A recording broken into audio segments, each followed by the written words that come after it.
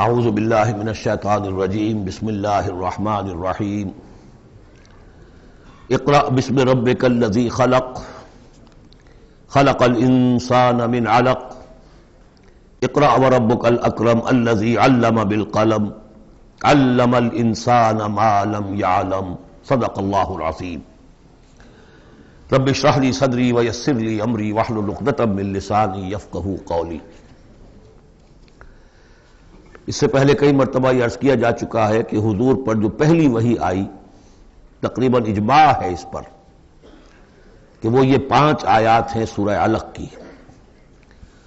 آپ کی عمر شریف جب 40 برس کے لگ بھگ ہوئی، حضرت عائشہ صدیقہ رضی اللہ تعالی عنہ کی ایک روایت میں یہ ساری چیزیں موجود ہیں، تو خلوت گزرنی محبوب ہو گئی، غور و فکر کا غلبہ ہو گیا۔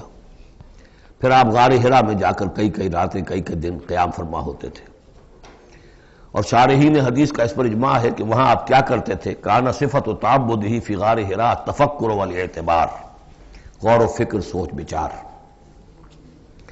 اسی میں پھر ایک دن فرشتہ آیا ہے۔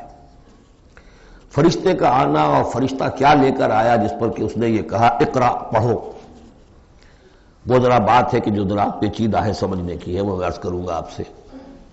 روایت یہ ہے کہ فرشتے نے کہا اقرا، تو حضور نے فرمایا ما انا بقاری۔ فرشتے نے اپنے ساتھ بھینچا لگا کر سینے کے ساتھ، پھر چھوڑ دیا، کہا کہو اقرا۔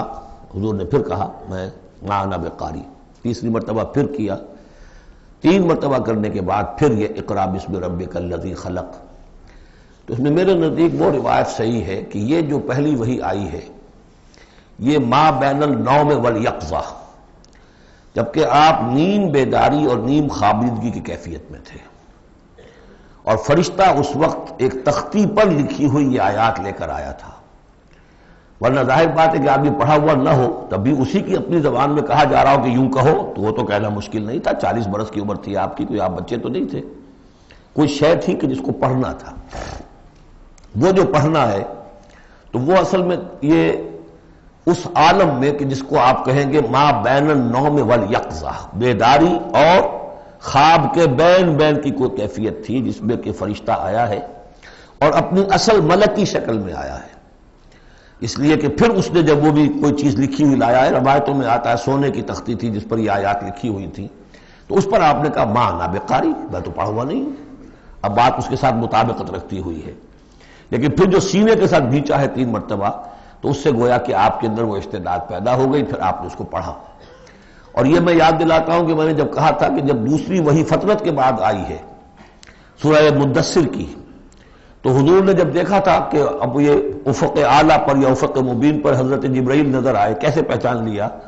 وہی فرشتہ جو غار حرا میں آیا تھا، تو وہاں بھی وہ اپنی اصل ملکی شکل میں تھے، لیکن وہاں جو رؤیت حضور کو حاصل ہوئی تھی وہ پوری بیداری کی حالت کی نہیں تھی، ما بین النوم والیقظہ، یعنی کچھ نیم خوابی اور نیم بیداری کی کیفیت تھی، لیکن دیکھ لیا تھا حضرت جبرائیل کو ان کی اصل ملکی شکل میں اس وقت۔ لہذا پھر جب وہ پہاڑ سے اترتے ہوئے یا محمد کی صدا آئی، اور پھر آپ نے 2 مرتبہ تو ادھر ادھر دیکھا، کوئی نظر نہیں آیا، تو آپ کو کچھ خوف سا بھی طاری ہوا۔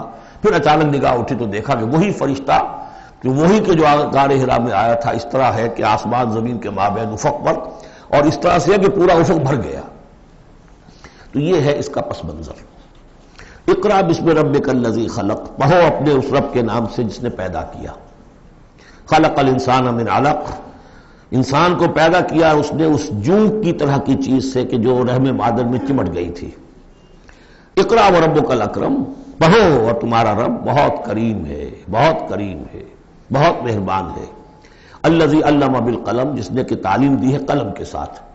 عام انسانی تعلیم قلم کے ذریعے سے ہے، حضور کے لیے قلم کے درجے میں فرشتہ ہے، فرشتے کے ذریعے سے حضور کو سکھایا گیا ہے۔ علم الانسان ما لم یعلم، اور انسان کو سکھایا ہے جو کچھ کہ وہ نہیں جانتا تھا۔ اس وحی سے، جیسا کہ میں نے بارہا عرض کیا ہے، اب 25واں 26واں دن ہے آج، کہ اس سے آپ کی نبوت کا ظہور ہو گیا۔ نبی تو پیدائشی طور پر نبی ہوتا ہے، لیکن اس کا ظہور ہوا ہے اس وحی کے ساتھ۔ البتہ اس میں کوئی تبلیغ کا حکم نہیں ہے، وہ تو پھر جب وہ وحی آئی ہے، جب کہ فرشتے کو دیکھا ہے افق اعلیٰ پر، افق مبین پر، اس کے بعد جب گھر گئے ہیں اور پھر آپ کمبل اوڑھ کر لیٹ گئے ہیں، دہشت کی کیفیت طاری تھی. پھر وہ سورہ مدثر کی آیات نازل ہوئی، یا ایھا المدثر قم فانذر وربک فکبر. وہاں سے پھر آپ کی رسالت کا آغاز ہوا کہ اے لحاف میں لپٹ کر لیٹنے والے، اب کھڑے ہو جاؤ، انذار کرو، خبردار کرو لوگوں کو، اور اپنے رب کی کبریائی کا اعلان کرو اور اس کی کبریائی کے نفاذ کی جد و جہد کرو. یہ ہم پڑھ چکے ہیں کل سورہ مدثر میں. اس کے بعد میں نے عرض کیا تھا سورہ مدثر ہی میں 7 آیتوں میں حضور سے خطاب کے بعد پھر 3 آیتیں تھیں. فَإِذَا نُقِرَ فِي النَّاقُورِ فَذَلِكَ يَوْمَئِذٍ يَوْمٌ عَسِيرٌ عَلَى الْكَافِرِينَ غَيْرُ يَسِيرٌ. یہاں پھر دیکھیے، یہاں اب 3 آیتیں آ رہی ہیں، یہ آخرت کا فلسفہ بیان کر رہی ہیں. کَلَّا إِنَّ الْإِنسَانَ لَيَطْغَىٰ.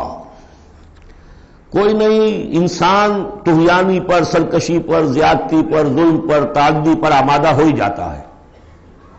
کیوں ہو جاتا ہے؟ وہی حساس اور ذہین آدمی جو بیٹھا غور کر رہا ہے کہ یہ کیا ہو رہا ہے معاشرے میں، کیوں ظلم ہو رہا ہے، کیوں تعدی ہو رہی ہے، کیوں غلط روی لوگوں نے اختیار کی ہے. ہو جاتا ہے انسان. کیوں ہو جاتا ہے؟ الراہ استغنا، وہ اپنے آپ کو دیکھتا ہے کہ اس پر پکڑ کوئی نہیں. انگارہ زبان پر رکھوں گا تو جل جائے گی، جھوٹ بولوں گا کچھ بھی نہیں ہوگا، اگر میں کہیں زہر کھاؤں گا مر جاؤں گا، حرام کا مال کھاؤں گا کچھ نہیں ہوگا. کہ یہ دنیا جو ہے یہ فزیکل لاز پر چل رہی ہے، یہاں مورل لاز جو ہے آپریٹو نہیں ہے. اخلاقی قوانین ہے تو صحیح موجود، انسان کے نفس میں ہے، یہ اچھائی یہ برائی، لیکن دنیا جو چل رہی ہے اس میں ان اخلاقی قوانین کا کوئی دخل نہیں ہے. وہ صرف فزیکل لاز پر چل رہی ہے. آگ جلا دے گی اور جھوٹ سے کچھ بھی نہیں ہوگا، چھانا بھی نہیں ہوگا. اور آپ نے اگر کہیں پر سنکھیا کھا لیا تو مر جائیں گے، اور آپ حرام خوری جتنی چاہے کرتے جائیں کچھ نہیں ہوگا. یہ جو ہے کہ moral law is not operative, جبکہ فزیکل لا آپریٹو ہے. اس وجہ سے انسان جو ہے سرکشی پر، تعدی پر آمادہ ہو جاتا ہے. اب اس کا علاج کیا ہے؟ ان الی ربک الرجعی. یہ عقیدہ کہ تمہیں اپنے رب کی طرف لوٹ کر جانا ہے، حساب کتاب ہوگا، جواب دہی ہوگی. یہ یقین اگر دل میں بیٹھ جائے تو سیلف سینسر ہو جائے گا اس کے اپنے اندر. کوئی کام ایسا نہ کروں جس کی جواب دہی نہ کر سکوں. جانا ہے گویا کہ حل جو ہے اس پورے معاملے کا، کسی معاشرے میں اخلاقی زوال آ چکا ہو تو صرف ایک ہے، اور وہ ہے آخرت کا یقین اگر ہوگا کہ ہر چیز کی جواب دہی ہوگی، حساب کتاب ہوگا. جس نے کوئی ذرے کے ہم بدل نیکی کمائی ہوگی وہ اس کو موجود پائے گا، اور ذرے کے ہم بدل بدی کمائی ہوگی. فَمَنْ يَعْمَلْ مِثْقَالَ ذَرَّةٍ خَيْرًا يَرَهُ وَمَنْ يَعْمَلْ مِثْقَالَ ذَرَّةٍ شَرًّا يَرَهُ. جب تک یہ نہیں ہوگا، واقعہ یہ ہے کہ انسان جو ہے ظلم، تعدی، جہاں کہیں بھی ہاتھ پڑ سکتا ہے کوئی نہ کوئی غلط حرکت کرے گا. اب اس کے بعد تیسرا حصہ وہاں تھا ولید بن مغیرہ سے متعلق، اور یہاں تیسرا حصہ جو ہے وہ متعلق ہے ابو جہل کے. ارایت الذی ینہا، کیا تم نے دیکھا اس شخص کو کہ جو روکتا ہے، عبدا اذا صلی، ہمارے ایک بندے کو جبکہ وہ نماز پڑھتا ہے. یہ کچھ ظلم اور زیادتی ہوئی ہے 2 مختلف مراحل پر. 2 واقعات تو ہمیں ایسے ملتے ہیں کہ حضور کو نماز سے روکا گیا اور آپ کو ایذا پہنچائی گئی اور کوئی غیر معمولی واقعہ نہیں ہوا.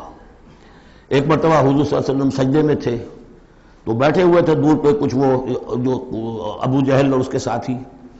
انہوں نے کہا کہ کوئی ہے ذرا جو فلاں جگہ پر اونٹ ذبح ہوا، اس کی اوجڑی پڑی ہوئی ہے، وہ اوجڑی لا کے محمد کی گردن پہ رکھ دو جب یہ سجدے میں جائے. تو حضور سجدے میں گئے تو وہ اوجڑی لا کے، اونٹ کی اوجڑی بری ہوئی وہ لا کے رکھ دی. تو آپ سر نہیں اٹھا پا رہے تھے. پھر حضرت فاطمہ کو معلوم ہوا، وہ آئی ہیں دوڑتی ہوئی، پھر انہوں نے وہاں سے اس کو ہٹایا ہے.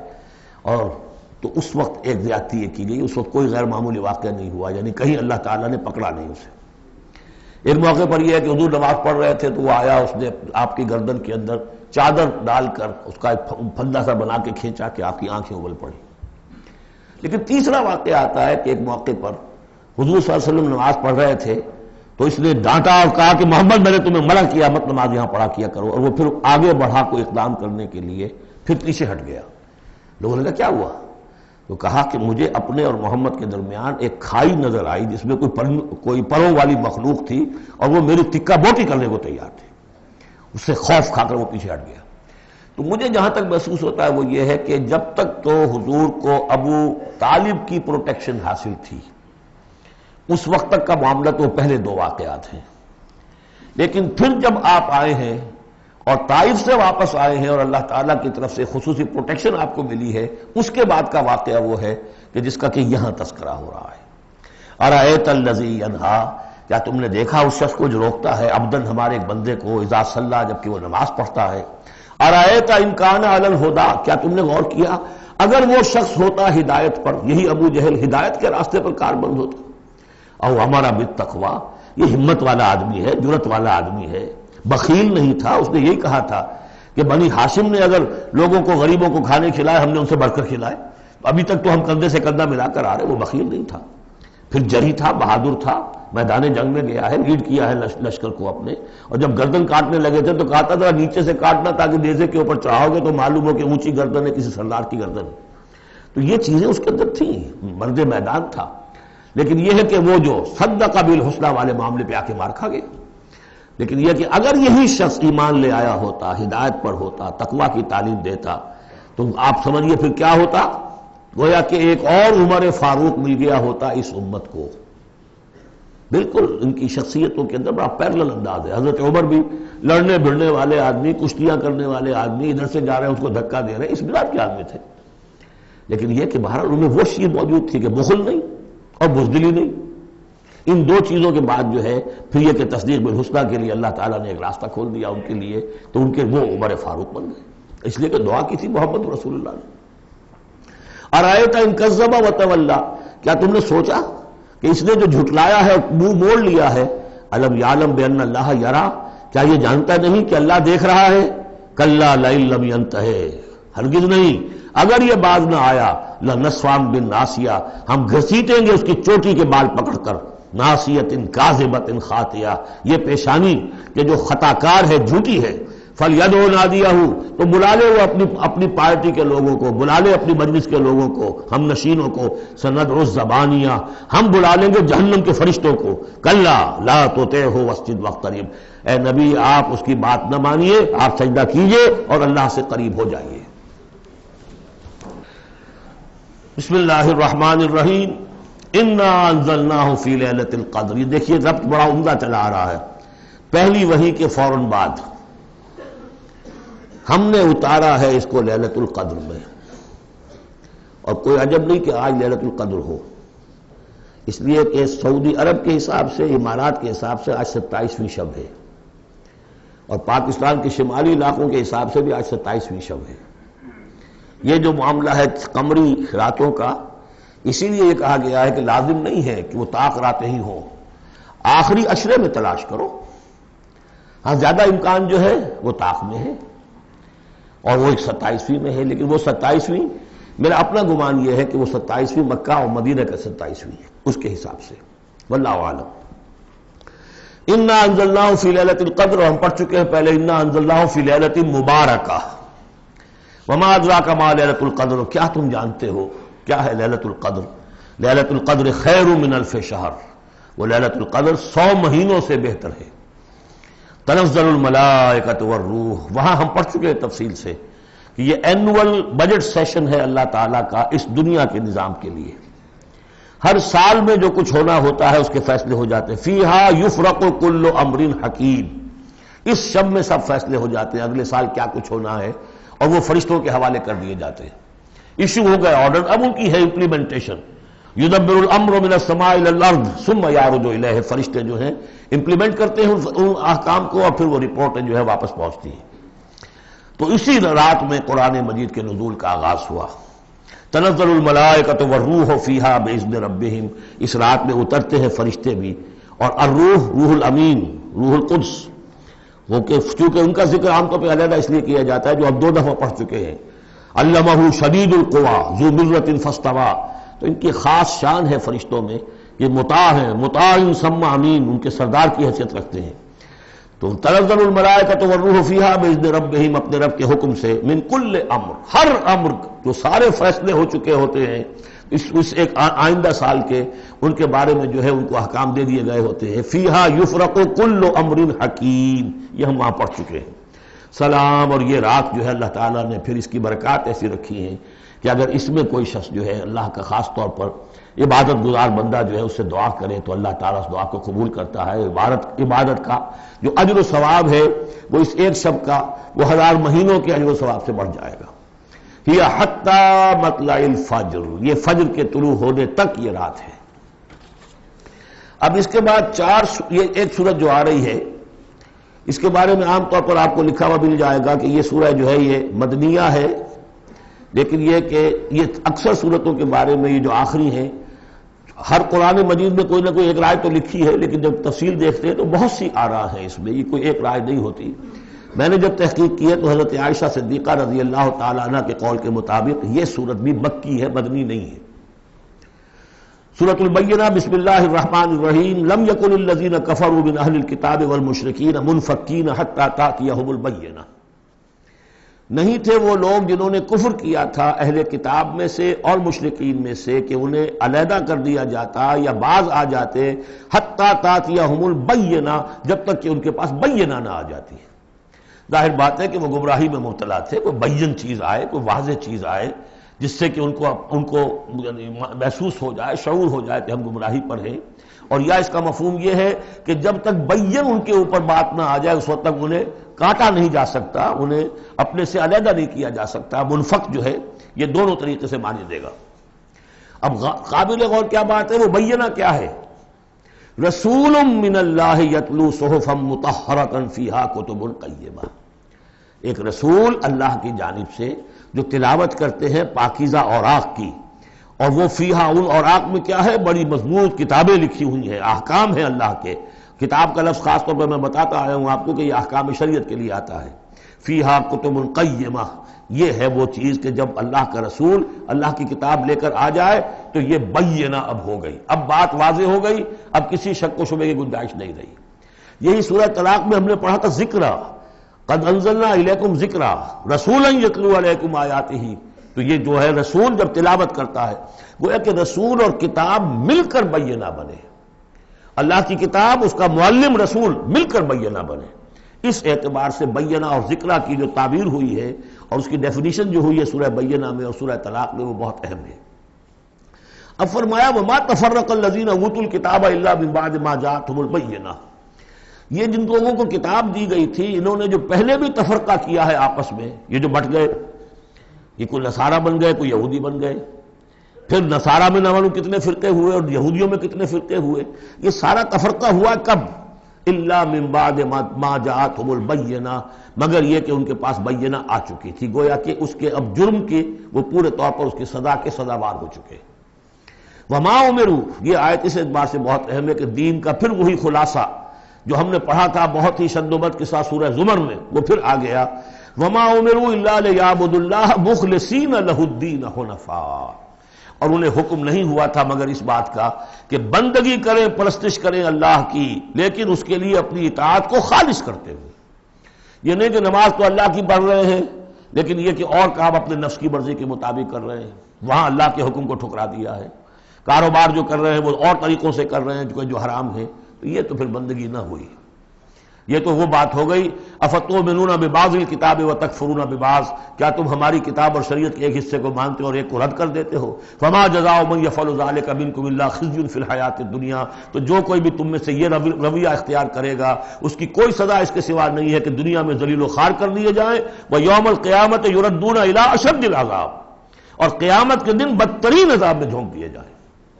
دنیا کی رسوائی تو آج ہمارے ماتھے پر لکھی ہوئی ہے۔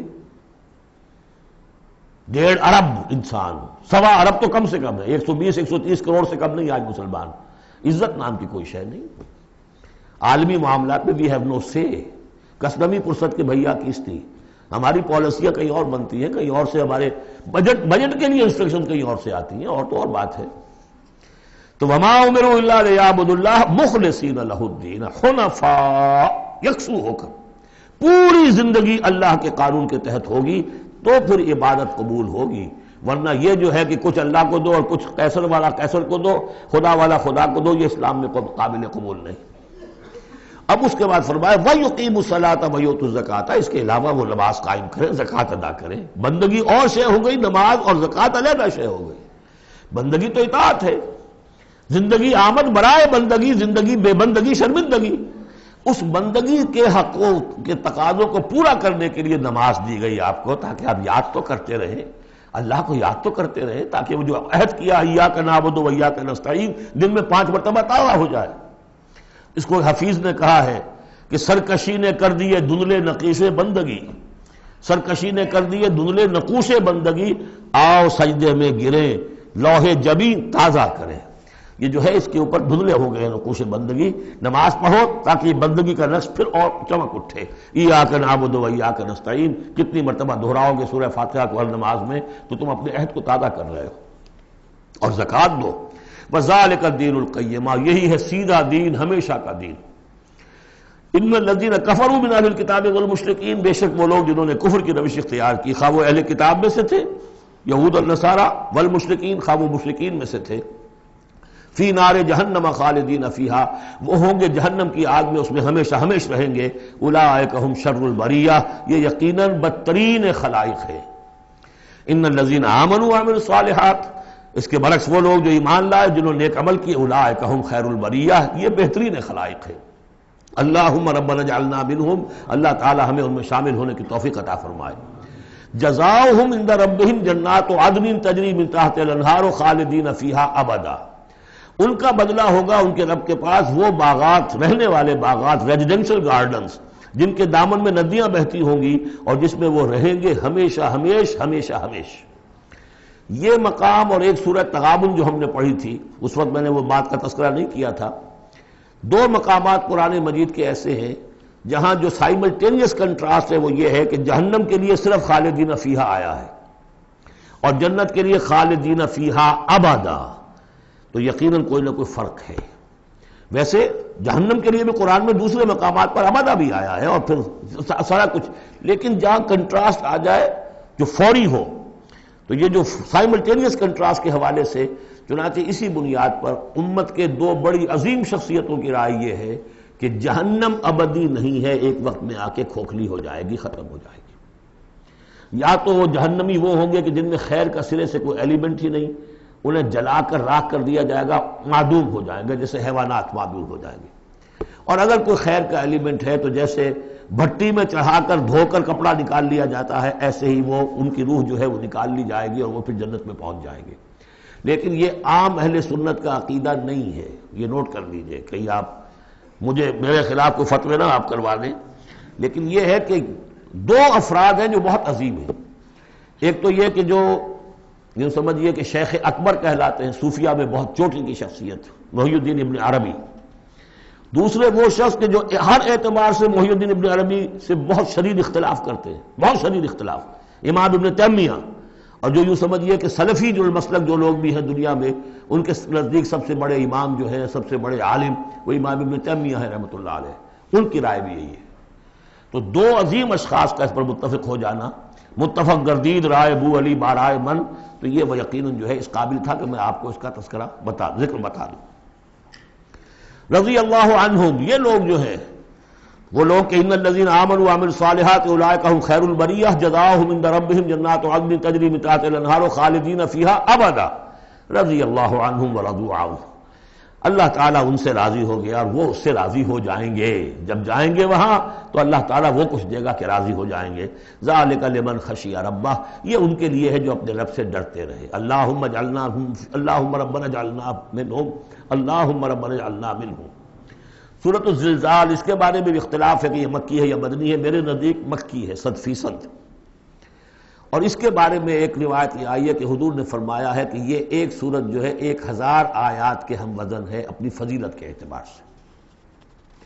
بسم اللہ الرحمن الرحیم، اذا زلزلت الارض زلزالہا، جب زمین ہلائی جائے گی جیسے کہ ہلائی جائے گی، یعنی تم اس وقت اندازہ نہیں کر سکتے کیسے ہلائی جائے گی۔ اسی کا نقشہ کھینچا گیا ہے سورہ حج کے شروع میں، یا ایھا الناس اتقوا ربکم ان زلزلۃ الساعۃ شیء عظیم، اس قیامت کا زلزلہ بہت بڑی شے ہوگا۔ یوم ترونھا تذہل کل مرضعۃ عما ارضعت وتضع کل ذات حمل حملها وتری الناس سکارى وما هم بسکارى ولکن عذاب اللہ شدید۔ میں ترجمہ نہیں کر سکتا، صرف یاد کرا رہا ہوں جو حضرات شریک رہے ہیں ترجمے میں۔ تو اذا زلزلت الارض زلزالها واخرجت الارض اثقالها، اور زمین اپنے سارے بوجھ نکال کر پھینک دے گی۔ انسان دفن ہوں گے، چاہے دفن ہو چاہے کہیں سمندر میں غرق ہوئے ہوں، آخر ان کے اجزاء کہاں گئے؟ اسی زمین میں ہے۔ سمندر کی تہہ میں بھی تو زمین ہی ہے، کیا ہے؟ اسی زمین میں یہیں سے نکلے تھے ان کے جسم، منہا خلقناکم وفیہا نعیدکم ومنہا نخرجکم تارۃ اخری۔ وہ اپنے بوجھ نکال کے فارغ ہو جائے گی۔ وقال الانسان ما لها، انسان کہے گا اسے کیا ہوا، یہ کیا حالات ہو گئے، کیا صورت بنی ہے۔ یومئذ تحدث اخبارہا، اس دن یہ زمین اپنی خبریں سنائے گی بھی کہ یہ حضرت انسان میری پیٹھ پر سوار ہو کر کیا حرکتیں کرتا رہا ہے، اس کی خبر بھی دے گی۔ جیسے کہ فرمایا گیا سورہ حامیم السجدہ میں، ہمارے اپنے ہاتھ ہمارے خلاف گواہی دیں گے، ہمارے اپنے پاؤں ہمارے خلاف گواہی دیں گے، ہماری اپنی جلدیں اور کھالیں ہمارے خلاف گواہی دیں گی، اور ہم کہیں گے گھبرا کر کہ لما شہدتم علینا، تم نے ہمارے خلاف کیوں گواہی دی، تم تو ہمارے عضو ہو۔ اور وہ کہیں گے انطقنا اللہ الذی انطق کل شیء، آج ہمیں بھی اللہ نے زبان دے دی، اس نے سب کو زبان دی تھی۔ تو یہ زمین بھی اپنے احوال سنائے گی۔ بِأَنَّ رَبَّكَ أَوْحَىٰ لَهَا، یہ اس لیے کہ اس کے رب نے اسے حکم دیا ہوگا، اس کی وحی اسے آ گئی ہوگی۔ یومئذ یصدر الناس اشتاتا، یہ اشتاتا وہی لفظ آ گیا شتا، ان سعیکم لشتا، تم اگرچہ انسان ہو، سبھی نظر آ رہے ہو انسان، لیکن یہ کہ تمہاری سعی و جہد کے رخ بالکل مختلف ہے۔ فاما من آتا واتقى وصدق بالحسنى فسنيسره لليسرى واما من بخل واستغنى وكذب بالحسنى فسنيسره للعسرى۔ یہاں فرمایا وہ چیز اب وہاں ظاہر ہو جائے گی، یومئذ یصدر الناس اشتاتا، لوگ علیحدہ علیحدہ ہو جائیں گے، لیروا اعمالهم، تاکہ انہیں ان کے اعمال دکھا دیے جائیں۔ یہ اعمال نامہ ہے، کوئی ایک ہی بٹن دبے گا، کسی اس بڑے جائنٹ کمپیوٹر کا جو اللہ نے رکھا ہوا ہے اپنے ہاں، وہ آپ کی پوری فلم اور آپ کا ایک ایک لفظ جو ہے موجود ہے۔ فَمَن يَعْمَلْ مِثْقَالَ ذَرَّةٍ خَيْرًا يَرَهُ، تو جس کسی نے ذرے کے ہم وزن بھی کوئی نیکی کمائی ہوگی وہ اسے اپنے سامنے موجود پائے گا۔ وَمَن يَعْمَلْ مِثْقَالَ ذَرَّةٍ شَرًّا يَرَهُ، اور جس کسی نے نیکی بدی کی ہوگی ذرے کے ہم وزن وہ سامنے۔ اب ذرہ کسے کہتے تھے عربی زبان میں؟ آپ نے شاید کبھی دیکھا ہو کہ یہ چیونٹیاں ہوتی ہیں، ان چیونٹیوں کے بھی انڈے ہوتے ہیں، ان انڈوں سے جو بچہ نکلتا ہے وہ ذر کہلاتا ہے۔ اب ظاہر بات ہے کہ ہر زبان کے اندر کسی شے کے لیے، چھوٹی چیز حقیر چیز کے لیے ان کی اپنے آبزرویشن سے وہ چیز لی جاتی ہے۔ جیسے میں نے فتیلہ، کہ کھجور کی ناف میں جو لگا ہوا ہوتا ہے چھوٹا سا ایک تاگا سا، وہ فتیلہ ہے۔ نقیرہ وہ کیا ہے؟ تل۔ تو جو چیزیں بھی ان کے ہاں تھی مطلب چھوٹا، ذرے سے مراد ہے کہ سب سے چھوٹی شے۔ فَمَن يَعْمَلْ مِثْقَالَ ذَرَّةٍ شَرًّا يَرَهُ، اس کا نقشہ ہم دیکھ چکے ہیں سورہ کہف میں، جب وہ اعمال نامہ رکھا جائے گا، وَوُضِعَ الْكِتَابُ فَتَرَى الْمُجْرِمِينَ مُشْفِقِينَ مِمَّا فِيهِ وَيَقُولُونَ يَا وَيْلَتَنَا مَا لِهَذَا الْكِتَابِ لَا يُغَادِرُ صَغِيرَةً وَلَا كَبِيرَةً إِلَّا أَحْصَاهَا وَوَجَدُوا مَا عَمِلُوا حَاضِرًا، جو کیا ہوگا موجود ہوگا۔ یہ چار صورتیں جو زلزال سے شروع ہوئی ہیں یہ ایک مزاج کی ہیں، اس میں وہی آخرت کا انذار بہت ہی یعنی بالکل جس کو کہا جائے کہ یعنی دو ٹوک انداز میں۔ سورۃ العادیات، بسم اللہ الرحمن الرحیم، والعادیات ضبحا فالموریات قدحا فالمغیرات صبحا فاثرن به نقعا فوسطن به جمعا۔ یہ پانچویں اور آخری صورت ہے اس اسلوب کی جو صافات سے شروع ہوا تھا، والصافات صفا فالزاجرات زجرا، پھر آئی والذاریات ذروا، اور پھر اس کے بعد آئی والمرسلات عرفا، پھر آئی والنازعات غرقا، اور یہ آخری ہے والعادیات ضبحا۔ اور ان قسموں کے بارے میں بھی اجماع ہے، ان کے معنی میں کوئی اختلاف نہیں ہے۔ وہ گھوڑے کے جو دوڑتے ہیں ہانپتے ہوئے، قسم ہے ان گھوڑوں کی، یا گواہ ہیں وہ گھوڑے جو دوڑتے ہیں ہانپتے ہوئے۔ فالموریات قدحا، پھر وہ اپنے سموں سے چنگاریاں نکال رہے ہوتے ہیں، جب وہ کسی پتھر کے ساتھ ٹکراتے ہیں تو چنگاری نکلتی ہے۔ فالموریات قدحا فالمغیرات صبحا، اور پھر وہ الصبح in the small hours of the morning جا کر غارت گری کرتے ہیں۔ یہ عربوں کا جو کلچر تھا، ان کی جو تہذیب تھی، لوٹ مار، اور لوٹ مار کے لیے ان کا وقت مقرر تھا small hours of the morning, جبکہ بہت سکون سے لوگ سوئے ہوئے ہیں، ٹھنڈی ٹھنڈی ہوا چل رہی ہوتی ہے، بہت ہی مریض کو ساری رات بھی اگر نیند نہ آئی ہو تو اس وقت آ جاتی ہے، وہ وقت ایسا ہوتا ہے۔ اس میں جاتے تھے وہ برق رفتاری کے ساتھ گھوڑوں پر جا کر لوٹ مار کیا، قتل کیا، اور پھر بھاگے وہاں سے۔ یہ ان کا عام جو ہے کلچر ہے، لیکن اس میں استعمال کون ہو رہا ہے؟ گھوڑا۔ اچھا، یہ گھوڑا جو ہے پھر ان کی جنگوں میں بھی استعمال ہوتا تھا، جبکہ آمنے سامنے جنگیں ہیں، وہ جنگوں کے اندر جاتا تھا، حالانکہ اس کی تو کسی سے لڑائی نہیں ہے، وہ صرف اپنے مالک کی وفاداری کر رہا ہے، جو اسے کچھ کھلا دیتا ہے، کوئی دانہ ڈالتا ہے، کوئی کبھی اس کے جو ہے وہ مالش کر دیتا ہے، اس کا اتنا وفادار ہے کہ فرمایا فالمغیرات صبحا، فَأَثَرْنَ بِهِ نَقْعًا، اور پھر جا کر وہ گرد اٹھاتا ہوا دوڑ کر جاتا ہے، فَوَسَطْنَ بِهِ جَمْعًا، اور جمعیت کے اندر گھس جاتا ہے۔ آپ کو معلوم پچھلی زمانوں میں کیا ہوتا تھا، لے کر نیزہ اور یا کوئی اور شے جو ہے وہ سوار گھوڑے کو لے کر دوڑا ہے، کس میں؟ دشمن کے اندر صفوں میں گھس رہا ہے، اور تیر آ رہا ہے، گھوڑا مر رہا ہے، ہوتا ہے، تلوار لگی ہے، گھوڑا مر گیا ہے۔ تو گھوڑا یہ رسک کیوں لے رہا ہے؟ یہ ہے اصل میں اس صورت کی جو اصل مرکزی بات ہے، محض یہ بات، انسان جو اس کا مالک ہے اس کا خالق نہیں ہے، صرف یہ ہے کہ اسے دانہ ڈالتا ہے، اسے گھر پہ باندھتا ہے، اس کی سیوا کرتا ہے۔ اس صرف دانہ دینے اور سیوا کرنے پر اس کے اندر اتنی وفاداری ہے کہ وہ اپنے مالک کی ذرا سی ایڑ کی تھوڑی سی اس کا اشارہ ہوتا ہے اور ہوا کی طرح بات کرتا ہے، جہاں اس کو حکم ہوتا ہے وہ دوڑتا ہے، اپنی جان جوکھوں میں ڈالتا ہے۔ اب فرمایا ان الانسان لربہ لکنود، لیکن یہ انسان اپنے رب کا بڑا ناشکرا ہے۔ وہ جو کھلاتا ہے، پلاتا ہے، رزق دیتا ہے، جو خالق ہے، یہ وفاداری اللہ کے لیے انسان میں نہیں۔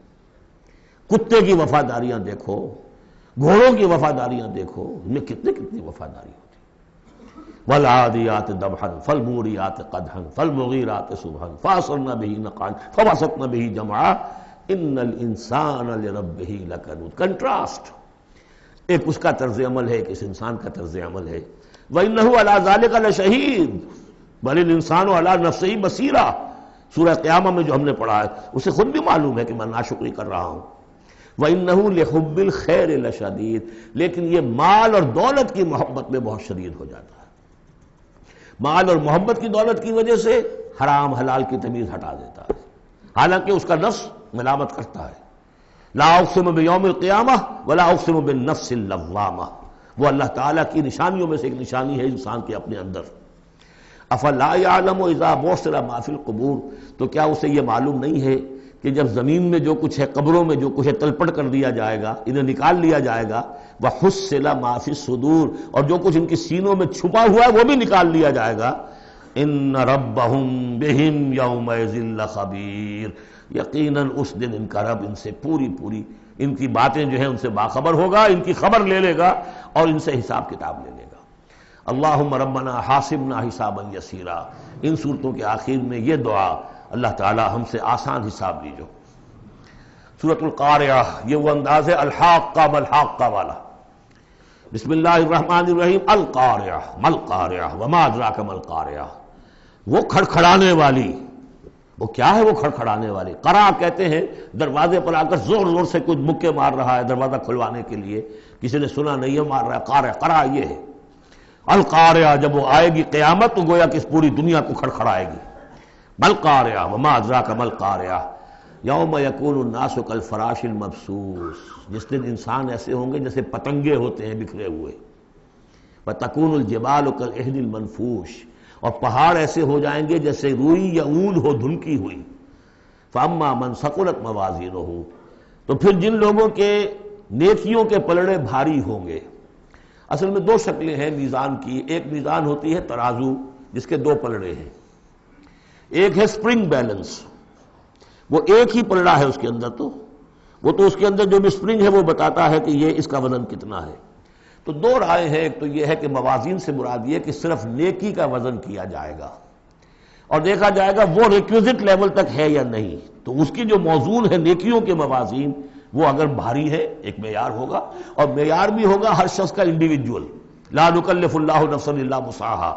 اگر اس کے اپنے شاکلہ، اس کے اپنے جینز، اس کے اپنے جو بھی ماحول کے اثرات تھے، ان سب کی رعایت کرنے کے باوجود ایک مطلوبہ مقدار تک نیکی کا عنصر نکل آیا، فاما من ثقلت موازینہ فہو فی عیشۃ راضیہ، وہ ہوگا بڑے عیش کی زندگی میں جس میں اس کے لیے رضا ہی رضا ہے، راضی رہے گا ہمیشہ، جو ہے اس کی زندگی جو ہے خوشی پر ہوگی، خرم۔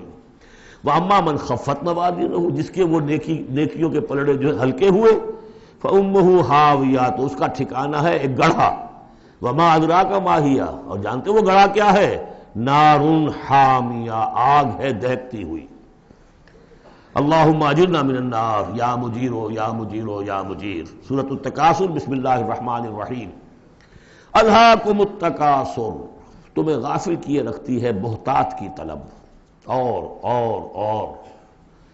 چاہے اتنا مال ہے، اتنی دولت ہے کہ 10 نسلوں کے لیے کافی ہو جائے، لیکن یہ کہ انسان کی طبیعت اس سے بڑھتی نہیں، اور چاہے بڑے میاں کی ٹانگیں قبر میں لٹکی نظر آ رہی ہوں دنیا کو، لیکن وہ دولت کی حرص ختم نہیں ہوتی۔ الہاکم التکاثر، تمہیں یہ کثرت اور یہ غافل کیے رکھتی ہے۔ حتی زرتم المقابر، یہاں تک کہ تم قبروں تک پہنچ جاتے ہو، اس وقت تک یہ بات ختم نہیں ہوتی۔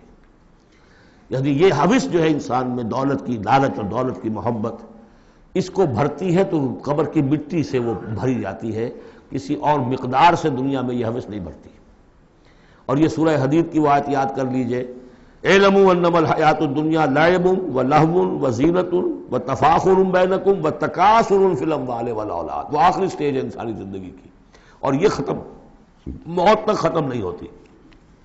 کلا سوف تعلمون، کوئی نہیں، اس وقت تمہیں معلوم ہو جائے گا، حقیقت کھل جائے گی۔ ثم کلا سوف تعلمون، پھر کوئی بات نہیں، ابھی تم رہو اس غفلت میں، اس مدہوشی میں رہو، کوئی بات نہیں۔ ثم کلا سوف تعلمون، حقیقت ایک دن آئے گا کہ وہ برہن ہو کر سامنے آ جائے گی۔ جیسے سورہ جمعہ میں پڑھا تھا ہم نے کہ اے نبی سے کہہ دیجئے کہ اگر تم موت سے بھاگ رہے ہو تو موت خود آ کر تم سے ملاقات کر لے گی، تم چاہے نہ بھی چاہو وہ تو آ جائے گی، تو وہ حقائق تم پر روشن ہو جائیں گے۔ یہ بالکل ایسے ہی ہے جیسے کہ آخری پارے کی پہلی سورت، عما یتساءلون عن النبأ العظیم الذی هم فیہ مختلفون کلا سیعلمون ثم کلا سیعلمون۔ کلا لو تعلمون علم الیقین، کوئی نہیں، کاش کہ تم جان جاتے یقین والا علم، یہ یقینی علم ہے، کاش کہ ہو جاتا۔ اب اس پر جو ہے ہمارے بعض حکماء نے علم الیقین، عین الیقین اور حق الیقین کے 3 درجے قائم کیے۔ علم الیقین، آپ نے کہیں دیکھا دھواں ہے، آپ نے کہا آگ لگی ہے، حالانکہ آپ نے آگ دیکھی نہیں ہے، کسی دلیل سے، استدلال سے آپ نے انفر کیا ہے کہ آگ نکلی، یہ علم الیقین ہے۔ عین الیقین، آپ نے جا کر دیکھ لیا آنکھ سے کہ آگ لگی ہوئی ہے، اب یہ اور یقین پختہ ہو گیا۔ لیکن ایک ہو سکتا ہے پتہ نہیں یہ آگ ہے یا آگ کی شکل ہے۔ آج کل بہت سے وہ ایسے بنے ہوتے ہیٹرز کہ جو گھر میں جا کر یہ معلوم ہوتا دیکھتے ہوئے انگارے رکھے، ہے کچھ بھی نہیں ہوا، تو اصل میں تو لائٹ کہیں اور، وہ جو حرارت آ رہی ہے وہ تاروں میں سے آ رہی ہے، وہ دہتے انگارے جو نظر آ رہے ہیں وہ ہرگز ہے ہی نہیں، آگ ہے ہی نہیں، آگ کی شکل ہے۔ لیکن اگر کہیں آپ نے انگلی بھی جا کر دے دی اور وہ جب جلی ہے تو اب حق الیقین حاصل ہو گیا کہ ہاں یہ آگ ہی ہے، اس لیے کہ اس کا تجربہ آپ کو خود حاصل ہو گیا۔ تو یہ ہے کلا لو تعلمون علم الیقین، کاش کہ تمہیں اس دنیا میں رہتے ہوئے علم الیقین ہی حاصل ہو جائے۔ لترون الجحیم، پھر تمہیں اس جہنم کو دیکھنا ہے، ثم لترونها عین الیقین، پھر عین الیقین کے ساتھ اس کا دیکھو گے۔ ثم لتسألن یومئذ عن النعیم، پھر اس دن تم سے سوال کیا جائے گا، پوچھا جائے گا کیا کیا نعمتیں ہم نے تمہیں دی تھی اور تم نے وہاں کیا کیا ہے۔ اب آ گئی وہ صورت جو قرآن مجید کے مختصر ترین صورتوں میں سے ہے لیکن جامع ترین صورتوں میں سے ہے، سورۃ العصر، جس کے بارے میں امام شافعی کے 2 اقوال ہیں۔ ایک یہ کہ لو لم ینزل من القرآن سواہا لکفت الناس، اگر سوائے سے ایک صورت کی کوئی اور چیز نازل نہ ہوتی قرآن میں، یہ لوگوں کی ہدایت کے لیے کافی تھی۔ لو تدبر الناس هذه السورہ لوسعتهم، اگر لوگ اس پر تدبر کریں، غور و فکر کریں۔ ہمارا جو منتخب نصاب مطالعہ قرآن حکیم کا، اس کا نقطہ آغاز یہ صورت ہے، اور اس پر میرا کتابچہ بھی موجود ہے، ایک کتاب بھی موجود ہے۔ والعصر، زمانے کی قسم ہے، زمانہ گواہ ہے، پوری تاریخ انسانی اس پر گواہی دے گی۔ ان الانسان لفی خسر، یقیناً انسان خسارے میں ہے، گھاٹے میں ہے۔ الا الذین آمنوا، سوائے ان کے جو 4 شرطیں پوری کریں، ایک نہیں۔ الا الذین آمنوا وعملوا الصالحات وتواصوا بالحق وتواصوا بالصبر، ایمان لائیں، جو اس کائنات کے مخفی حقائق ہیں ان کو سمجھیں، ان کا شعور حاصل کریں، ان کی تصدیق کریں۔ ایمان باللہ، ایمان بالآخرہ، ایمان بالرسالت، پھر اس کے عملی تقاضوں کو پورا کریں۔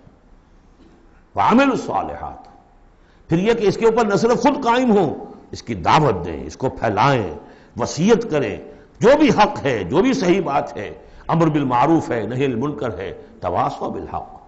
اور پھر یہ کہ جب یہ کام آپ کریں گے، آزمائشیں آئیں گی، تکلیفیں آئیں گی، مصیبتیں آئیں گی، ریزنٹمنٹس ہوں گی، لوگ ناراض ہوں گے، آپ کیوں ان سے کہہ رہے ہیں کہ یہ کام آپ نہ کریں، یہ غلط کام ہے؟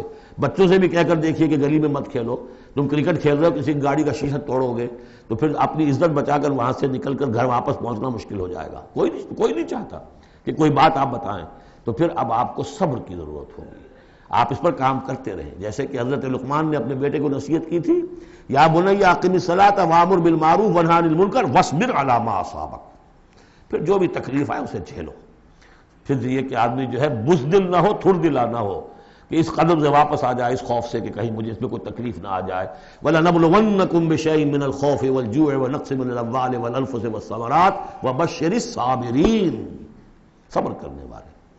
وَالْعَصْرِ إِنَّ الْإِنسَانَ لَفِي خُسْرٍ إِلَّا الَّذِينَ آمَنُوا وَعَمِلُوا الصَّالِحَاتِ وَتَوَاصَوْا بِالْحَقِّ وَتَوَاصَوْا بِالصَّبْرِ اللہم ربنا اجعلنا منہم اللہم ربنا اجعلنا منہم۔ جو اس راستے پر نہیں چلتے ان کا کردار کی ایک جھلک دکھائی جا رہی ہے۔ یہ سورۃ ہمزہ جو ہے، بسم اللہ الرحمن الرحیم، ویل لکل ہمزۃ لمزہ، انسان کے سامنے کوئی ہائی آئیڈیل نہیں اگر ہوتا، کوئی اعلیٰ نصب العین اور آدرش نہیں ہے، تو وہ پستی کی طرف، پھر اس کی دلچسپی کیا ہوگی؟ کوئی چغلیاں کھاتا پھر رہا ہے، کسی کو تانے دے رہا ہے، کسی کی غیبت کر رہا ہے، کسی کی عزت پر حملہ کر رہا ہے، کسی کا مال ہڑپ کر رہا ہے، پھر اس کی شخصیت کے اندر یہ پستی آ جائے گی۔ وہی جس پستی کو دیکھ کر ایک حساس انسان مایوس ہو جاتا ہے کہ انسان میں خیر کوئی ہے ہی نہیں، یہ تو گویا کہ گندگی کی ایک پوٹ ہے۔ کسی سے پوچھ لیجئے، کوئی کہے گا سیکس، اور سیکس اتنا کہ باپ اگر بیٹی کو محبت بھری نگاہ سے دیکھ رہا ہے تو وہ بھی سیکس ہے، ماں اگر بیٹے کے جسم پر کوئی شفقت سے ہاتھ پھیرے تو اس کو بھی سیکس ہے، یہاں تک پہنچا گئی۔ تو یہ کہ انسان کے اندر کوئی اعلیٰ جذبہ، کوئی اعلیٰ فکر ہے ہی نہیں، کوئی بتایا ہمیں؟ انسان تو نرا حیوان ہے، گندگی کی پوٹ ہے۔ کوئی شخص جو ہے بڑا اونچا واز کہہ رہا ہے اور کوئی زیر لب مسکرا رہا ہوگا کہ یہ واز جو فرما رہے ہیں اپنا روب گاٹھنا چاہ رہے ہیں، یہ کوئی ان کی اور کوئی غرض ہوگی، کوئی شاید کوئی نذرانہ ملنا ہو انہیں جس کے لیے واز فرما رہے ہیں۔ واز تو بڑا عمدہ ہے، لیکن انسان جانتا ہے کہ بڑے گھٹیا انسان کے بالعموم جو موٹیوز ہیں انتہائی گھٹیا ہوتے ہیں، جس سے کہ انسان کی یعنی فطرت سے انسان جو ہے مایوس ہو جاتا ہے کہ شاید انسان میں کوئی خیر ہے ہی نہیں۔ اسی لیے وہ 4 قسمیں کھائیں تھیں، والتین والزیتون وطور سینین وہذا البلد الامین لقد خلقنا الانسان فی احسن تقویم۔ کیا محمد انسان نہیں تھے؟ کیا موسیٰ انسان نہیں تھے؟ کیا عیسیٰ انسان نہیں تھے؟ کیا نوح انسان نہیں تھے؟ انسانی عظمت کے اوپر اتنی بڑی بڑی گواہیاں موجود ہیں، لیکن جب پستی پر آتا ہے تو واقع ہے کہ اس سے پست کوئی نہیں۔ پھر اسفل سافلین، جتنا کینہ انسان میں پیدا ہو جاتا ہے اونٹ کے اندر نہیں ہے، جتنی شہوت انسان میں پیدا ہو جاتی ہے سور میں نہیں ہے اتنی۔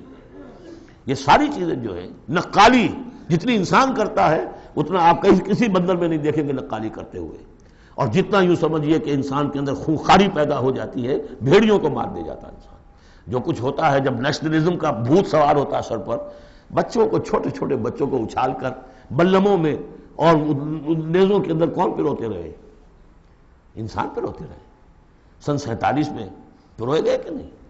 وہ انسان تھے، بھیڑیے سے زیادہ کوئی بھیڑیا ایسا کام نہیں کرے۔ ویل لکل ہمزۃ لمزہ، بڑی خرابی ہے اس شخص کے لیے کہ جو عیب چنتا رہتا ہے لوگوں کے اور تانے دیتا رہتا ہے۔ الذی جمع مالا وعددہ، جس کی ساری سعی و جہد اسی میں رہی، مال کمایا اور اسے گنتا رہا، اب میرے ایسٹس اتنے ہو گئے، آج کی بیلنس شیٹ اس سال کی جو ہے اس میں یہ اضافے ہو گئے۔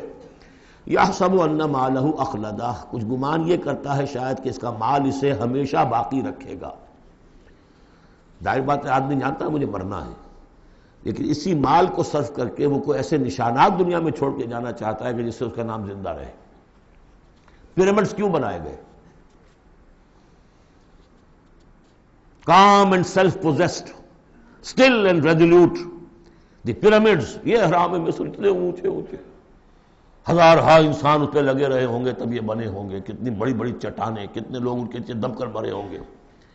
Pyramids echo unto eternity, the defiant cry of man's will to survive and conquer the storms of time. تو مال سے انسان نے اپنے نام کو زندہ رکھنے کی کوشش کی ہے۔ کلا، ہرگز نہیں، لَيُنبَذَنَّ فِي الْحُطَمَةِ، یہ جھونک دیا جائے گا حطمہ میں۔ وَمَا أَدْرَاكَ مَا الْحُطَمَةُ، اور تم جانتے ہو کہ وہ کیا ہے؟ حطمہ کیا ہے؟ نار اللہ الموقدہ، وہ آگ ہے سلگائی ہوئی، التی تطلع علی الافئدہ، جو دلوں کے اوپر بھڑکے گی۔ اب یہ آگ کون سی ہوگی؟ ایک تو ہمارے زمانے میں ایک صاحب تھے، اگرچہ وہ کوئی عالم دین تو نہیں تھے، انگریزوں کی فوج میں رہے تھے تو کچھ انہوں نے چیزیں پڑھی تھی، وہ اس حطمہ کو ایٹم سے تعبیر کرتے ہیں، اور ایٹم کا جو ہوتی ہے، جو آپ کو معلوم ہے کہ پھر اس سے جو پھیلتی ہے اس کی، چاہے وہ براہ راست آگ نہیں ہوتی، وہ اس کا فال آؤٹ جو ہے وہ یقیناً جو ہے کہ جو چیر کے انسان کے وجود کو چلا جاتا ہے اندر۔ یہ چیزیں ہیں، کون کون سی آگیں ہیں آپ سمجھیے۔ ایک آگ تو وہ ہے لکڑی سے ہم نے جلائی ہے، وہ جلاتی ہے تو اس کو جلاتی ہے۔ ایک آگ وہ ہے جو انفرا ریڈ ریز ہے، الٹرا وائلٹ ریز ہے، یا کوئی اور ریز ہے، یہ کھال کو کچھ نہیں کہتی، اندر جا کے جس آپ جسم کے جس حصے کو چاہتے ہیں اسے حرارت پہنچاتی ہے۔ وہ آگ جو ہے نار اللہ الموقدہ التی تطلع علی الافئدہ، دلوں پر جا کر وہ روشن ہوگی۔ انہا علیہم موصدہ، پھر وہ ان پر بند کر دی جائے گی تاکہ ساری حرارت انہی کے اوپر رہے۔ فی عمد ممددہ، بڑے اونچے اونچے لمبے ستونوں میں۔ اب جو 10 صورتیں رہ گئی ہیں ان میں سے اکثر کا تعلق سیرت النبی سے ہے صلی اللہ علیہ وسلم، اور اس میں سب سے پہلے جو ہے عرب کا وہ جو ماحول اس وقت کا تھا جس میں اپنے حضور پیدا ہوئے ہیں، آپ کی ولادت باسعادت ہوئی ہے، اور اس کے کچھ واقعات کی طرف، اور ان کا جو معاشی اس وقت کا معاملہ تھا خاص طور پر قریش کا، اس کی طرف اشارہ ہے۔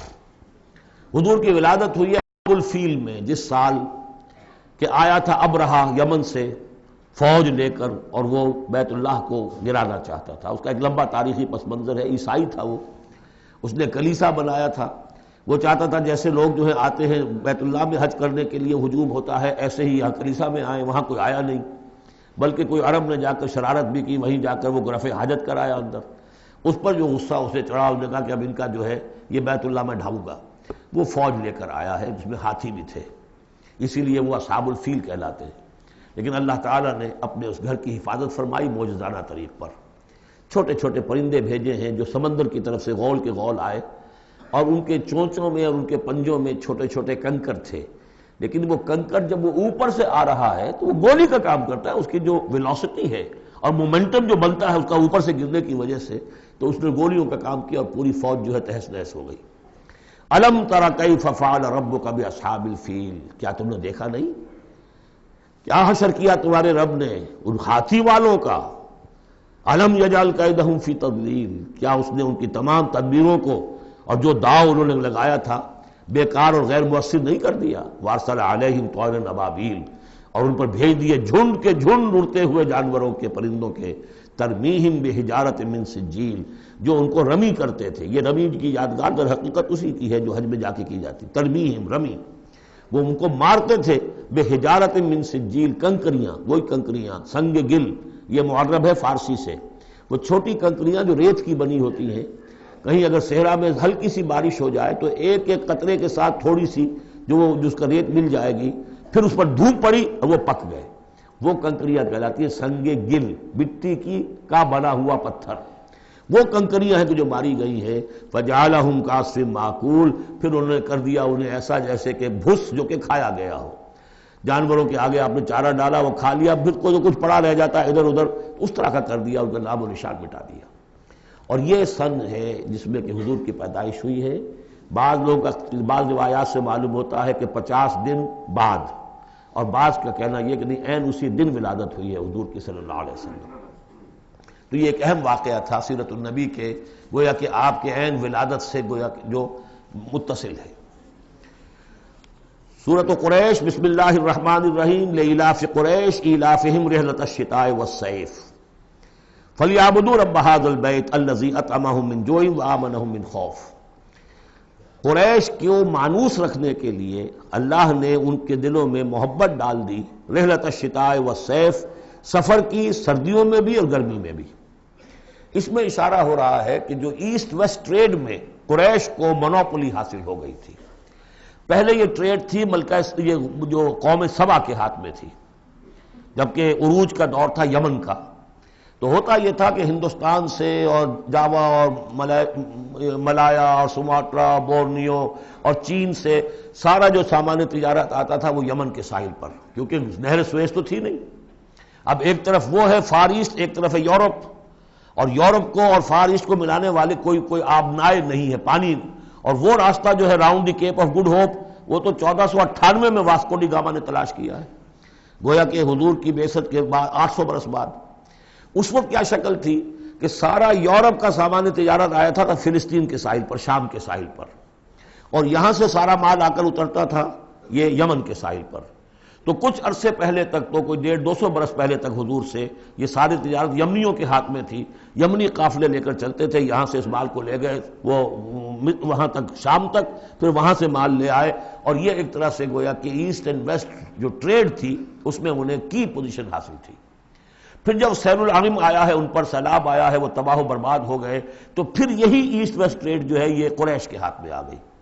اور ان کو خاص طور پر پروٹیکشن یہ حاصل تھی کہ چونکہ یہ خانہ کعبہ کے متولی تھے اور وہاں تمام قبیلوں کے بت رکھے ہوئے تھے، گویا کہ سب کے خدا ہاسٹیج تھے ان کے پاس، لہذا ان کے قافلے پر کوئی حملہ نہیں کر سکتا تھا، کسی اور کا قافلہ بچ کے جا نہیں سکتا. اس قافلے کو لوٹتے تھے بدو، اور اس کو جو ہے کوئی حفاظت نہیں ہوتی تھی. لیکن قریش کا قافلہ بدو دور رہتے تھے کہ یہ تو خانہ کعبہ کے متولی ہیں، اور اگر ہم نے ان کا قافلہ لوٹا یہ ہمارا بت اٹھا کے پھینک دیں گے باہر وہ خانہ کعبہ سے. اس لیے انہیں اس خانہ کعبہ کی وجہ سے وہ پوزیشن حاصل ہوئی کہ انہیں تمنگری اور دولت مندی حاصل ہو گئی. اور پھر یہ ایسا کرتے تھے سردیوں کے زمانے میں یہ اپنا چکر لگاتے تھے یمن کا، اور گرمیوں کے زمانے میں جاتے تھے شام کی طرف، فلسطین کی طرف، چونکہ وہ گرم علاقہ ہے تو وہ سردیوں میں، اور یہ چونکہ جو وہ زیادہ ٹھنڈا علاقہ تھا وہ گرمیوں میں. لإلاف قریش، اس واسطے کے مانوس رکھا قریش کو، الافہم رحلۃ الشتاء والصیف، ان کے دلوں میں وہ الاف سے مراد کیا ہے کہ سفر جو ہے ان کا جاڑے کا اور گرمی کا، اس سے ان کو گویا کہ مانوس کر دیا. فَلْيَعْبُدُوا رَبَّ هَٰذَا الْبَيْتِ، پس انہیں بندگی کرنی چاہیے، پرستش کرنی چاہیے اس گھر کے مالک کی، اس گھر کے رب کی. انہوں نے یہاں لا کے 360 بت رکھ دیے ہیں. انہیں چاہیے تھا کہ خلوص اور اخلاص کے ساتھ جو اس گھر کا اصل مالک ہے، جس کی توحید کے لیے یہ مرکز بنایا تھا ابراہیم نے، ان کے جد امجد نے، اور کہا تھا کہ ربنا لیقیموا الصلاۃ، تیری نماز قائم کرنے کے لیے میں نے یہ گھر بنایا ہے، تو اس کو انہوں نے جو ہے اس کو بت قدا بنا دیا. دنیا کے بت قدوں میں پہلا وہ گھر خدا کا، ہم اس کے پاس ماں ہیں، وہ پاس ماں ہمارا. تو کرنا یہ چاہیے تھا الذی اطعمہم من جوع، جس نے کہ انہیں طعام پہنچایا اور بھوک سے نجات دی، انہیں غذا دی، انہیں دولت دی. وآمنہم من خوف، اور ان کو امن دے دیا ہے خوف سے کہ ان کے قافلوں کے اوپر کسی حملے کا خوف اور اندیشہ نہیں ہوتا. عرب میں جو بھی اخلاقی اب معاملہ ہو چکا تھا اس وقت جب کہ حضور کی بعثت ہوئی ہے، اس کا نقشہ اب آ رہا ہے سورۃ الماعون میں. یعنی یہ کہ ایسا نہیں تھا کہ سرے سے ان کے ہاں کوئی ویلیوز رہی نہ ہوں، لیکن یہ کہ تلپٹ ہو جاتی ہیں ویلیوز، اور یہ کہ کچھ چیزیں ہوتی ہیں کہ جن کی حقیقت نہیں رہتی، صرف ان کی رسم رہ جاتی ہے. جیسے آج ہمارا حال ہے، رہ گئی رسم اذاں روح بلالی نہ رہی، فلسفہ رہ گیا تلقین غزالی نہ رہی. تو ان کے ہاں بھی یہ آ چکا تھا کہ اب وہ چونکہ جزا و سزا کے تصور سے محروم ہو چکے تھے، لہذا ارأیت الذی یکذب بالدین، کیا تم نے دیکھا اس شخص کو جو جزا و سزا کا انکاری ہے؟ کوئی جزا سزا نہیں، کوئی باعث بعد الموت نہیں. ان ہی الا حیاتنا دنیا نموت و نحیا وما یہلکنا الا الدار، اس دنیا کی زندگی کے سوا کوئی زندگی نہیں، ہم خود مرتے ہیں خود جیتے ہیں، اور ہلاک کرنے والی شے گردش افلاک کے سوا اور کوئی نہیں، ہم کوئی خدا کو نہیں مانتے. ایسے لوگ بھی تھے ان میں. ظاہر بات ہے کہ اس شخص کا کردار کیسا ہو جائے گا جو جزا و سزا کا منکر ہے. وہ تو یہی ہوگا بابر بیش کوش کہ عالم دوبارہ نہیں است. جب کوئی اور زندگی دوبارہ ہے ہی نہیں، یہی زندگی ہے، کھاؤ پیو عیش کرو، جہاں ہاتھ پڑ سکتا ہو ڈالو، جو چیز حاصل کر سکتے ہو کر لو. کیوں جھجک رہے ہو کہ یہ برا ہے اور یہ اچھا ہے اور یہ جائز ہے اور یہ ناجائز ہے؟ پھر تو طریقہ یہی ہوگا. تو وہ کردار کیا بنتا ہے اگر جزا و سزا کا انکاری ہوگا انسان، تو کردار کیا بنے گا؟ فَذَلِكَ الَّذِي يَدُعُّ الْيَتِيمَ، وہی ہے کہ جو یتیم کو دھکے دیتا ہے. کیوں کھلائے یتیم کو؟ کون سا فائدہ ہے اسے سے؟ وَلَا يَحُضُّ عَلَىٰ طَعَامِ الْمِسْكِينِ، اور کسی مسکین کو کھانا کھلانا خود تو درکنار، کسی اور کو بھی اس کے لیے کوئی تلقین کرنے کو تیار نہیں. اس لیے کہ اندیشہ یہ ہے کہ میں اسے تلقین کروں گا تو پلٹ کر مجھ سے نہ کہے کہ تم کیوں نہیں کھلاتے.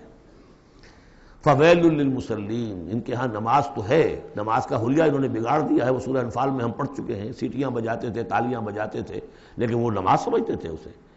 وہ طواف کرتے تھے خانہ کعبہ کا، اور اس میں سب سے اونچا طواف سمجھتے تھے اس کو کہ مادر ذات برہنہ ہو کر طواف کیا جائے. یہ سارے تکلفات ختم کر کے، اور بالکل جیسے دنیا میں آئے تھے، اللہ نے جب ہمیں بھیجا تھا تو اللہ کے گھر میں آئیں تو اسی طریقے سے آئیں جیسا کہ اللہ نے دنیا میں ہمیں بھیجا۔ اب ان کے یہ تصورات تھے۔ فَوَيْلٌ لِّلْمُصَلِّينَ الَّذِينَ هُمْ عَنْ صَلَاتِهِمْ سَاهُونَ، تو تباہی ہے، ہلاکت ہے، بربادی ہے ان نماز پڑھنے والوں کے لیے جو اپنی نمازوں سے غافل ہیں۔ اس کی روح ختم ہو چکی ہے، شکلیں بھی بدل دی گئی ہیں۔ ہمارے ہاں اللہ کا شکر ہے اس امت میں شکل نہیں بدلی ہے۔ صلو کما رأیتمونی اصلی، اللہ کا فضل ہے، اس طرح کی بدعات وہاں ہمارے ہاں نہیں ہے۔ لیکن یہ ہے کہ روح جو ہے، روح نماز، حضور قلب، آدمی نماز پڑھ رہا ہو تو احساس ہو کہ میں کس کے سامنے کھڑا ہوں، اور پھر جو کہہ رہا ہو اس کو سمجھ رہا ہو، اور خلوص و اخلاص سے کہہ رہا ہو ایاک نعبد و ایاک نستعین، پھر اس پر عمل کرتا ہو، وہ کہاں کتنے ہیں۔ ایک رسم ہے، رہ گئی رسم اذاں روح بلالی نہ رہی، فلسفہ رہ گیا تلقین غزالی نہ رہی۔ نمازوں، روزوں، قربانیوں، حج یہ سب باقی ہیں، تو باقی نہیں۔ الذین هم عن صلاتهم ساہون الذین هم یراؤون، اور اگر کوئی نیکی کا کام کرتے ہیں تو دکھاوے کے لیے، تاکہ اس سے کچھ شہرت ملے، بڑا بہت سخی آدمی ہے۔ وَيَمْنَعُونَ الْمَاعُونَ، لیکن ان کی شخصیت کے اندر پستی کا عالم یہاں تک آ گیا ہے کہ عام استعمال کی چیزیں بھی مانگے تانگے نہیں دیتے۔ عرب میں بھی رواج تھا بھئی کہیں سے کسی کے چولہے میں سے کوئی انگاری لے آؤ تاکہ ہم آگ روشن کر لیں، نمک ہے کسی سے مطلوب ہے تو اس کا کوئی جھجک نہیں ہوتی تھی، نمک دے دیا جاتا تھا۔ لیکن وہ لوگ ان چیزوں میں بھی آ کر شقی ہو جاتا ہے۔ سورۃ الکوثر، اس پس منظر میں محمد الرسول اللہ کا ظہور ہو رہا ہے۔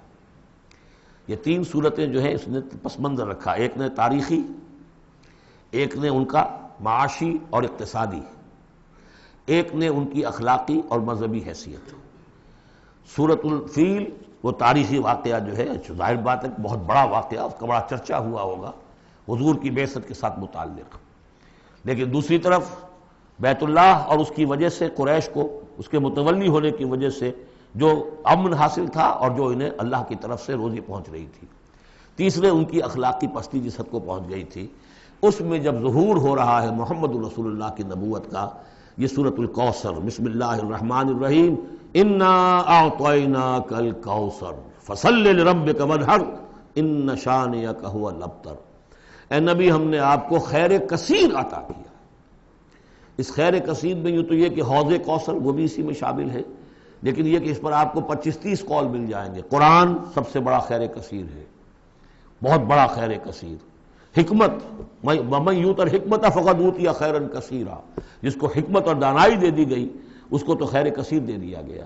تو ہم نے آپ کو وہ سب کچھ عطا کر دیا ہے، اور محتاج کے ساتھ عطا کر دیا ہے، جو انسان کی انسانیت کے لیے، اس کے لیے یوں سمجھیے کہ ترہ امتیاز بن سکتا ہے۔ فَصَلِّ لِرَبِّكَ وَانْحَرْ، بس اپنے رب کے لیے نماز پڑھا کیجئے اور نہر کیجئے، اونٹ قربان کیا کیجئے۔ یہ گویا کہ عید الاضحیٰ کا نقشہ آ گیا۔ فَصَلِّ لِرَبِّكَ، پہلے ہم نماز پڑھتے ہیں دوگانا عید الاضحیٰ، اور پھر جا کر ہم قربانی کرتے ہیں۔ وَانْحَرْ إِنَّ شَانِئَكَ هُوَ الْأَبْتَرُ، یقیناً آپ کا دشمن ہی ہے کہ جو دم کٹا ہو جائے گا۔ اس کا پس منظر یہ ہے کہ جب حضور کے ایک صاحبزادے بچپنی میں فوت ہو گئے تو کچھ جو کفار تھے مکے کے، انہوں نے بڑی خوشیاں منائیں کہ ایک ہی بیٹا تھا، باقی تو ان کی بیٹیاں ہیں۔ آپ کو معلوم ہے کہ 4 بیٹیاں تھیں حضور کی صلی اللہ علیہ وسلم، لیکن یہ کہ بیٹا جو تھا وہ ایک ہی تھا، وہ اللہ نے اٹھا لیا، تو بڑے خوشیاں منائی گئیں کہ یہ تو اب دم کٹا جیسے ہوتا ہے جس کا کوئی پیچھے نام نہ رہ جائے۔ بیٹیوں سے تو نام چلتا نہیں، نام تو چلتا ہے بیٹوں سے، تو اب ان کا تو کوئی تذکرہ ہی نہیں رہے گا، کوئی بات نہیں، جب تک یہ ہیں آگے کوئی نام لینے والا نہیں۔ تو فرمایا کہ نہیں، ان کو تو کروڑوں بیٹے اللہ عطا کرے گا، کروڑوں اربوں بیٹے عطا کرے گا۔ ہاں اے نبی، آپ کا دشمن ضرور ہے کہ جس کا نام لیوا کوئی نہیں رہے گا۔ یہ جو ہے سورۃ الکافرون، یہ گویا کہ ایک اعلان ہوتا ہے آخری کسی نبی کی طرف سے کہ جب کہ وہ اپنی دعوت پیش کر چکا ہو، اتمام حجت کر چکا ہو، ہر طرح سے بات واضح ہو چکی ہو، اور قوم اس کی نہ مان رہی ہو، تو پھر وہ اعلان برات کرتا ہے، اب میرا تم سے کوئی تعلق نہیں۔